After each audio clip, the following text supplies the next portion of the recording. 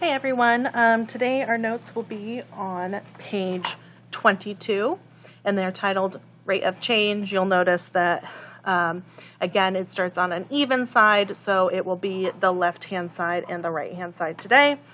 In fact, if you notice, there will be a skipped page, page 21.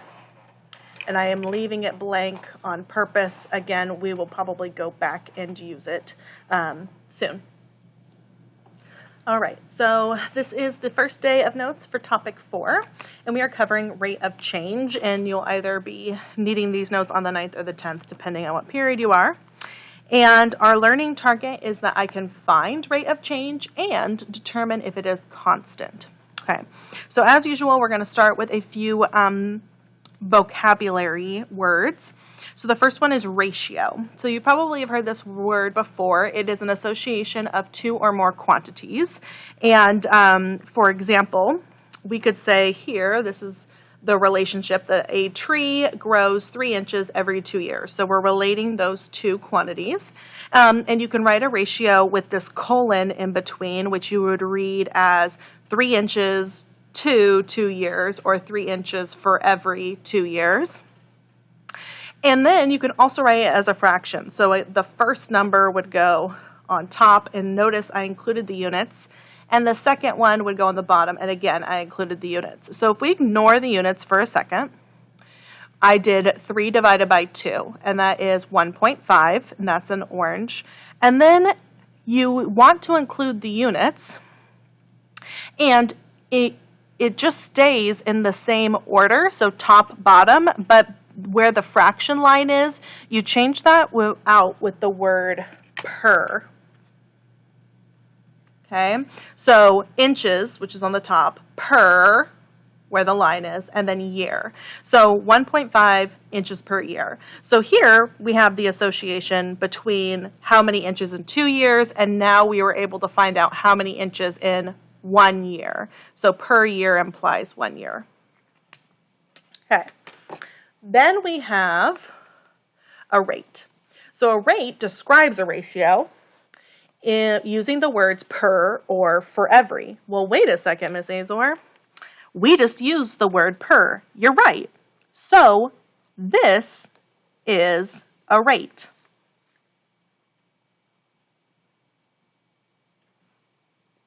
Okay, so 1.5 inches per year is a rate. That is the rate at which the tree is growing. Okay,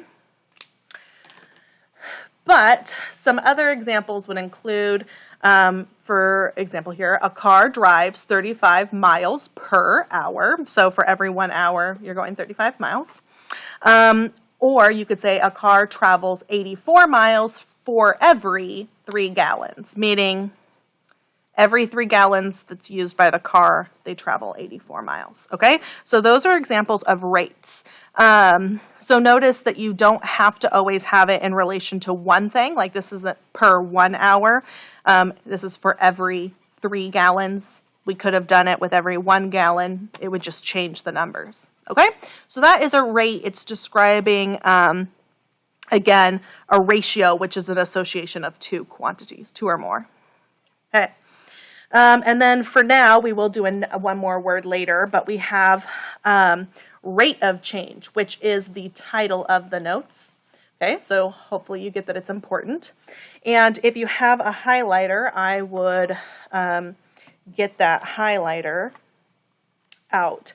So it says a comparison, because remember, this has the word rate in it, which is like a ratio. So it's a comparison of the change in dependent variable. Well, that is a quantity. And remember how I put in our old notes delta dv, where delta is this triangle, it stands for change in dependent variable. So you can condense this whole part, change in dependent variable, down to these 3 symbols, which is really nice. Triangle, dv. So it's a comparison of the change in the dependent variable to the change in the independent variable, which again, we can use these 3 symbols, delta IV, which again stands for that triangle means change in the independent variable. Okay, so these are two quantities. It's a comparison of two quantities. And so ROC means rate of change. Okay, it's just an abbreviation. And notice that I made it a ratio in fraction form. The change of the dependent variable over the change in the independent variable. And then I wrote units because it's going to be really important that for this topic 4, that we always include the units when we talk about rates. All right, so now we want to talk about how to find the rate of change. Okay, so the first thing we're going to look at is from a table. So here I have this little formula thing, and if I were you, and again, if I had highlighters and stuff, which I do, I would put a big old box around it because it is important and something that you will want to memorize because you know that you're not supposed to use notes on a test. So it says, essentially you can look at this in 3 different ways. Change in dependent variable over change in independent variable, change in output over change in input, change in y over change in x. All 3 of these things in the numerator are the same way of saying the same thing, okay? Dependent variable, output, y, all the same thing. All the things in the denominator are the same. Independent variable, input, x, all the same thing. And then over here, it just tells you, again, what we set up above, how to write the units. Numerator unit, so whatever's on top, per, and then denominator unit, whichever one's on the bottom. So when you write your fraction, make sure to include your units in it. Okay, so here's our table. Okay, so back to trees, I guess. We have a table that says how many trees are in the orchard and how many apples are produced. So we need to call upon our knowledge from topic 1, which is that the first column is going to be our independent variable, or x, and our second column is going to be our dependent variable, or our y. Okay, so that is important to know those things. Now, when we say change in, it means pick 2 locations on the graph, for example, the first row and the second row, or you could do the third one and the last one. And you're finding the difference, meaning how much do you need to get from that one number to the next one? And you can either add to get to it or subtract. Okay, so let's do, for example, it doesn't have to be 2 in a row. It can be anything you want. So for me, I'm like, ooh, 900 to 1800, that seems like a nice jump. You can pick anything you want. So as I said, from 900 to 1800, that's easy. I can do that in my head. I know that that is plus 900 apples. Okay, because to get from 900 to 1800, I have to add 900 apples. Now, once you do that, you have to pick the associated independent variables. So once you pick on one side, you have to do the matching one. So 900 goes with 6. And 1800 goes with 12. So we have to go from 6 to 12. Okay, and that is plus, and then from 6 to 12 is plus 6 trees. Okay, plus 6, and that says trees. Okay, so these are the change in independent variable, because this is the independent variable column. So we did this in topic 2. And this one is the change in the dependent variable. Okay, so here's what we do. It's supposed to be a fraction. I'm going to start with just the part that I'm using. So I know this, so I'm going to start with change in dependent variable over change in independent variable. And I know that you're like, oh, you have to write it every time, but I notice that students who write this do better because lots of students just want to go left to right. So they'll put this one on the top because it's on the left. Don't do that. We want to pick the numbers from the right location. So this one's the change in the dependent. So it's positive because it's plus 900 apples. Do you have to write the plus sign? No. But if there was a minus sign, you better write it. Over, because it's going to be a fraction, And then this is plus 6 trees.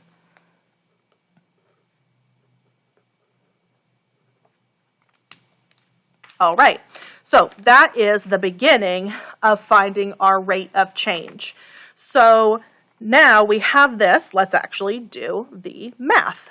So we do 900 divided by 6. And you can do equals off to the side. I'm going to do equals down here.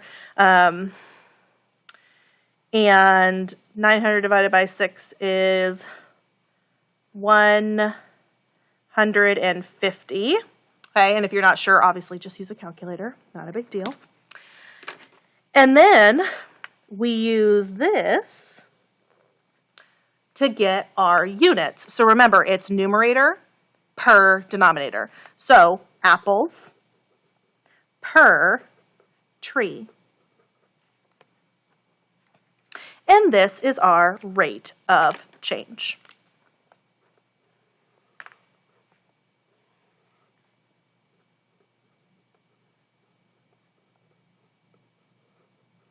Okay, so the table doesn't explicitly say, oh yeah, every tree will give you 150 apples, but now we know that based on the information given here, that every tree will have 150 apples, 150 apples per one tree, essentially. Okay, so there is from a table. Now let's do it from a graph.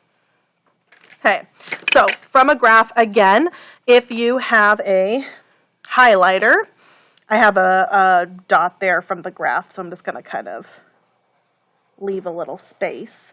But this, again, is the rate of change formula. Again, notice that it's very similar. Change in dependent variable over change in independent variable, or change in y over change in x, which was above, or this new one called rise over run. Okay, and then the unit is the same. Numerator unit per denominator unit. Now, this rise over run comes from the fact that dependent variable, or the y-axis, is the up and down one. So rise doesn't always mean up, but it does mean vertical. Okay, and independent variable in x is the horizontal axis, which is the run because it's side to side. So that's where rise over run comes from. It's a little thing that you'll hear me say and you'll probably read online or in the textbook. Okay, so here you go. Here's our graph. We have the x-axis is the, which I should probably label as x, the hours past midnight. So 0 is midnight because no hours have passed, and then 1 hour passed, 2 hours passed. So essentially 1 a.m., 2 a.m., 3 a.m., 4 a.m., 5 a.m. Great. And then here is the temperature in degrees Fahrenheit. So we have a dash and then 10 and then a dash and then 20. So it must be 5 degrees, 10 degrees, 15, 20, 25, 30, so on and so forth. And then here are our dots. Okay, so this first one is at the axis at 10 degrees. So at midnight, it's 10 degrees. At 2, it's 20. At 4, it's 30. At 6, it's 40. At 8, it's 50. And at 10, it is 60. And that's why I had that dot really close to that. All right. There we go. So now, how do I find it? Because here, I had a table with the numbers in the table, but here, it's more of a pictorial representation. So you can pick any 2 points and this will work. Okay, so let's say I want to pick just these 2 ones right in the middle. Okay, and what I want to do is talk about how do I get from one to the other. So if I start here, you have 2 options. You can go over and up or up and over. Either way, you'll still get there. Let's do one example of each. So this first one, I'm going to go up first and over second. So notice how I put the arrow. I started with the one on the right, like I'm reading, and that's my arrow. I'm going that way. Okay, so here we go. When I look at this, I want to look at it as 2 isolated movements. So since here I am going vertically, it is along my y-axis or my dependent. So since that goes up and down, it's your rise.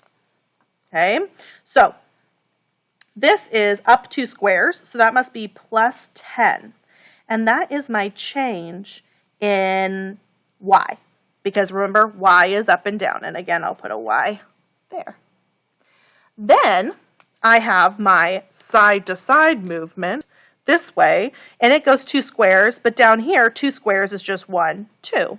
So this is plus 2, and the reason it's plus is because I am going to the right, and going to the right is positive. So I go to the right, and that is my change in x. And again, the reason is because it is like going along the x-axis. Okay?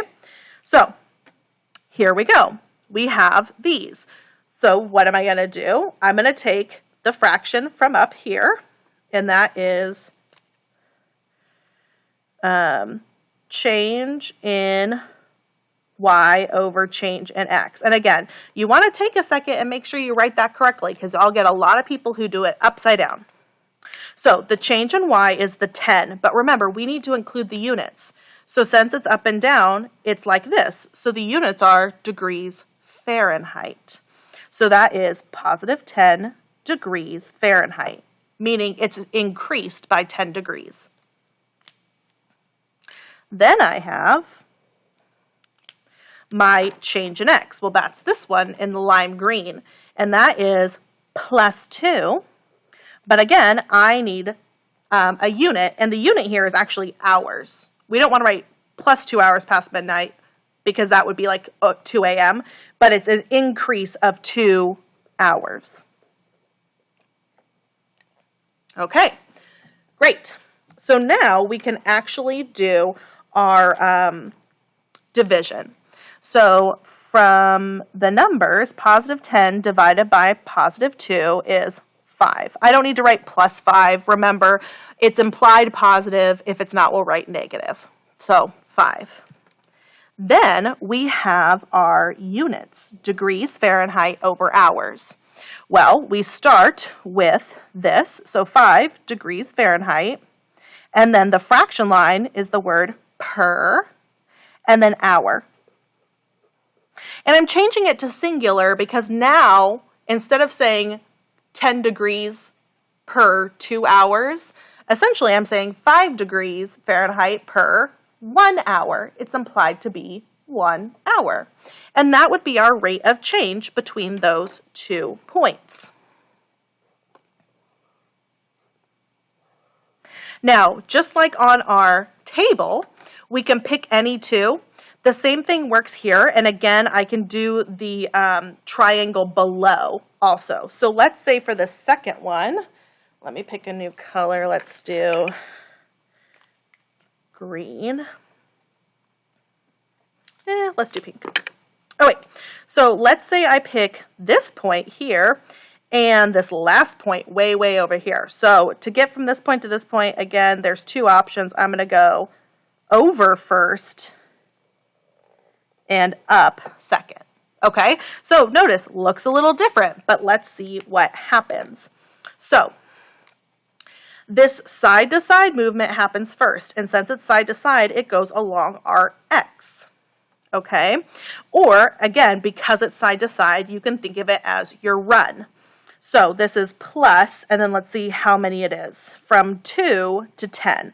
Well, that's a distance of 8, right? 1, 2, 3, 4, 5, 6, 7, 8. So plus 8, and I'm going to call this my run because it is side to side. Then I have my, and I realize now that I just messed this up completely. Give me 1 second, y'all. Okay, so didn't super mess up. I just wanted to then exchange this to be green because I wanted it to match that, so I'm sorry. So that is, again, still plus 8 run. That's fine. Now I want to look at this up and down movement, and so this starts at 20. Oops, I just smeared that. Well, I guess it's not any better now. And goes up to 60. So to get from 20 to 60, we actually add 40. And if you remember, each line is 5, so 5, 10, 15, 20, 25, 30, 35, 40. There you go, that makes sense. And since this is going up and down, this is our rise. Great. So now I have my rise and my run. It's a different triangle or path, but it should work the same. So now notice I used the terms rise and run, so I'm going to take that fraction and rewrite it, rise over run. And again, make sure you pick which one is the rise, and that's the one that goes up and down, which is kind of why I like using the ones rise and run. It's very clear which one it is. It either goes up or down. It's vertical. So this is plus 40, and then because it's going up and down, it's like this one, so we use degrees Fahrenheit.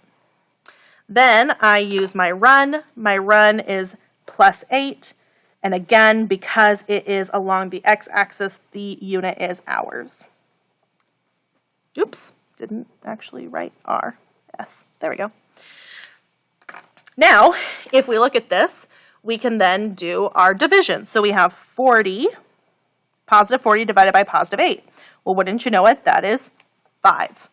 Huh, that's 5. Now let's look at the units. So the units are the numerator, so degrees Fahrenheit, per, because then comes the fraction line, and then hour. And there you go. Ooh, look at that. It actually ends up being the same thing. Now, will that always happen? No, it won't always happen. And we will look at cases where it's all different at different times. But when it is the same like this, it has a special name. So that's what we're going to do at the top of the next page. All right, so when we have that situation where we get that same number, it could be something known as a constant rate of change. So a constant rate of change is a rate of change, aka when the ratio of the dependent variable to the independent variable is always the same, right? Constant means unchanging, like that's why we don't include a variable and stuff. And notice I added in between any and all 2 points. So in any representation, you can pick any 2 points at random and it better be exactly the same. And if it's not, then it's not a constant rate of change. So I'm not going to go over how to find it from a graph because it's super easy. A graph with a constant rate of change, I just abbreviated that, will always be a straight line. So if we go back and look at the example here, this lines up to be a straight line, and therefore it's a constant rate of change. That's really easy. What will become more difficult is when we start looking at ones that aren't straight lines, but don't worry, we have a couple days before that happens. So I have a couple examples here for us to look at. So for the first example, we have a table with time and distance, so time in hours and distance in miles, and some values. So here's how it works, and again, if you have colors and you like using them, you might want to get them out. So here's the dealio. What we want to do is find the rate of change between different intervals on here, because remember, each of these represents a coordinate point or a relationship, right? So each one is a point. I'm going to write up here above time change an independent variable. And I'm going to do that just because anything that I find up here will be the change in the independent variable. And anything we do or find down here will be the change in the dependent variable. That way I don't have to write it over and over and over again. I'm just giving myself a little reminder. Okay, so here we go. Let's just stick with 0 hours to 1 hours to begin. So that's between these 2 points, right? 0, 0, 130. So up here, to get from 0 to 1, we add 1 hour. And I like to put on the unit because that way I won't forget. And then from 0 to 30, that's plus 30 miles. Okay, so then we have the rate of change from 0 to 1 hours, because that's what I did. I started from 0 and I went there, is, and now I'm going to actually do the math, change in dependent variable over the change in the independent variable. So remember, that's one of the fractions you want to memorize. So the dependent variable is the 30. So notice how I looked for this first and then I went to that. So positive 30 miles over, and then the independent one is up top, plus 1 hour. Okay, and that is equal to, and we'll do numbers, 30 divided by 1 is just 30, and then miles per hour. Well, I'm going to write MPH because that is the abbreviation for miles per hour. So the rate of change between 0 and 1 hours is 30 miles per hour. Great. Now let's do 4 hours to 7 hours. So from 4 hours to 7 hours is plus 3 hours. And 185 to 365 is 180 miles. So plus 180 miles. Okay, so now I'm going to write from 4 to 7 hours because we want to denote which section we're talking about. And then change in dependent variable over change in independent variable is equal to, the dependent variable is this one here. It's a positive 180 miles over, and then the independent variable is the one up top. That's plus 3 hours. Okay. And then we divide. So we have 180 divided by 3. That is 60. And then miles per hour, again, is MPH. Well, I've only done 2 different locations, and notice they are not the same. It is not the same case as the straight line on the previous page. These are not the same. So not the same. So not a constant rate of change. So that makes sense. And, if you're not a driver yet, then you might, not think about this as much. But when you're driving, you change your speed a lot, right? You go slower in small areas, or if you have to stop for a traffic light, and then on the freeway, you go faster. So you might be going 30 miles per hour if you're in a neighborhood, and then later you're on the freeway and you're going faster. Okay, but because these two numbers don't match, we know that this person was not traveling at a constant rate of change. In fact, that would be really hard to do for a car because you'd have to hop in and immediately be going like 40 miles an hour because you have to start it, right? You have to go from 0 miles an hour and work your way up. So sometimes it's not a constant rate of change. Let's look at the second one. Okay, the second example is a different set of numbers. And again, I'm going to mark my change in independent variable so I don't forget. Because again, people like to put it, especially this way, they'll make the fraction 1 over 30 instead of 30 over 1. Be careful. Don't be that kid. Don't you do it. Dependent variable. Great. So let's do the same thing we did here and start with 1 from 0 to 1 hour. So this is plus 1 hour, and this is plus 50 miles. Okay, so from 0 to 1 hours, we have change in dependent variable over change in independent variable, which is the dependent one is down here. It's positive 50 miles over positive 1 hour. And if you do 50 divided by 1, that gives us 50, and then miles per hour again. Okay, so this one is 50 miles per hour. Now let's do from 4 to 7, just like we did in the previous example. So from 4 to 7 is again plus 3 hours. And from 200 to 350 is plus 150 miles. Okay, so from 4 to 7 hours, okay, we have the change in the dependent variable over the change in the independent variable, which is equal to, and the dependent one is down here, plus 150 miles over, and then the independent variable is positive 3 hours. So 150 divided by 3 is 50, and then miles per hour. Look, they're the same. Now, the thing is, you can't just stop and go, oh, those are the same. It must be the same all the time. You want to make sure that you check all possibilities. So let's do one more together. They don't even have to be in a row.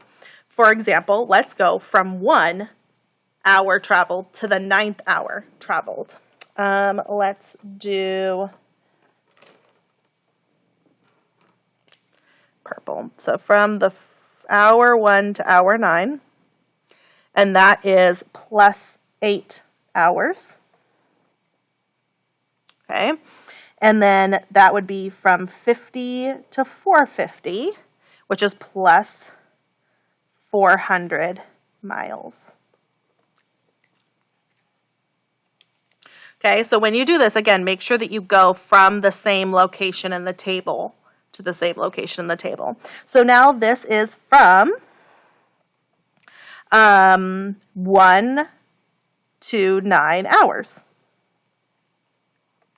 Okay, so change in dependent variable over change in independent variable. And the dependent variable is plus 400 miles. And the independent variable is plus 8 hours. Now, 400 divided by 8 is 50, right? Because 8 goes into 40 5 times and then a 0. And then miles per hour. So notice I keep getting the same numbers over and over again. So I know because I created this that yes, this is a constant rate of change. So if all rates are the same, it is a constant rate of change.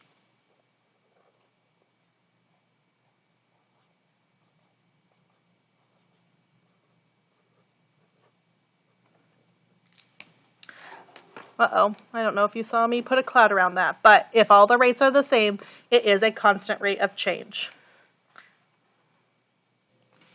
All right, guys, so here's the last little bit. It's to try on your own. So you're going to use these two tables.